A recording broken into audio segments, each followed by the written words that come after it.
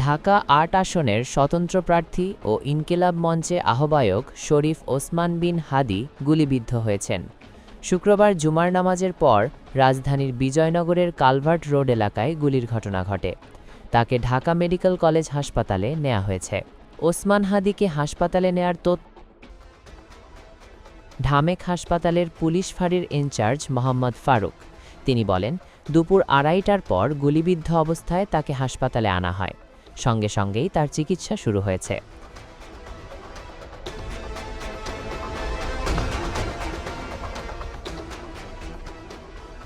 ডিএমপির জনসংযোগ বিভাগের উপকমিশনার মোহাম্মদ তালেবুর রহমান বলেন, জুমার নামাজের পর বেলা ২:২৫ বিজয়নগর বক্স কালভার্ট এলাকায় মোটরসাইকেলে আসা হামলাকারীরা হাদিকে গুলি করে পালিয়ে যায়। ৩টি মোটরসাইকেলে এসে দুর্বৃত্তরা তাকে গুলি করে বলে জানান তিনি।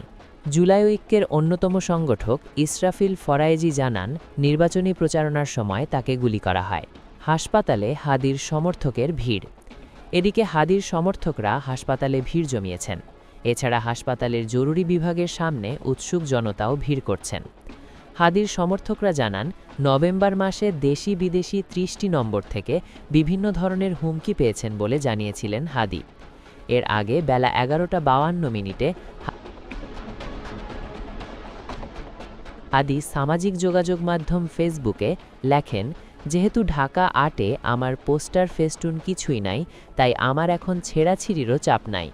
দুদকের সামনে থেইকা জুম্মা মুবারক। পল্টনের বক্স কালভার্ট রোডে ডিআর টাওয়ারের সামনে গুলির জায়গাটি ঘিরে রাখা হয়েছে। ওসমান হাদিকে দেখতে হাসপাতালে মির্জা আব্বাস। গুলিবিদ্ধ শরীফ ওসমান হাদিকে দেখতে ঢাকা মেডিকেল কলেজ হাসপাতালে গেছেন একই আসনের প্রার্থী বিএনপির স্থায়ী কমিটির সদস্য মির্জা আব্বাস। তিনি ৪টের দিকে ঢামেকে যান। এদিকে সেখানকার নিরাপত্তায় ঢাকা মেডিকেল কলেজ হাসপাতালের জরুরি বিভাগের সামনে সেনাবাহিনীর সদস্যদের দেখা গেছে। হাসপাতালে জামায়াতের আমির। এছাড়া গুলিবিদ্ধ শরীফ ওসমান বিন হাদিকে দেখতে হাসপাতালে গেছেন জামায়াতে ইসলামের আমির শফিকুর রহমান। ১৪ নভেম্বর ফেসবুকে একটি পোস্টে ওসমান হাদি জানিয়েছিলেন, তাকে হত্যা, বাড়িতে আগুন সহ মা, বোন ও স্ত্রীর ধর্ষণের হুমকি দেয়া হয়েছে।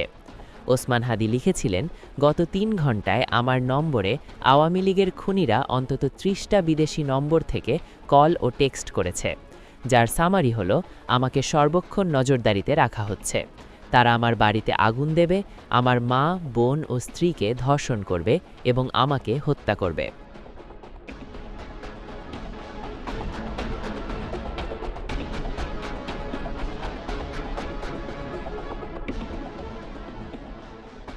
প্রিয় দর্শক, বিষয়টি নিয়ে আপনার মূল্যবান মন্তব্যটি কমেন্ট করতে ভুলবেন না। পরবর্তী আপডেট পেতে চ্যানেলটি সাবস্ক্রাইব করে আমাদের সাথেই থাকুন। ধন্যবাদ। এসকে টিভি বাংলা, সাথেই থাকুন।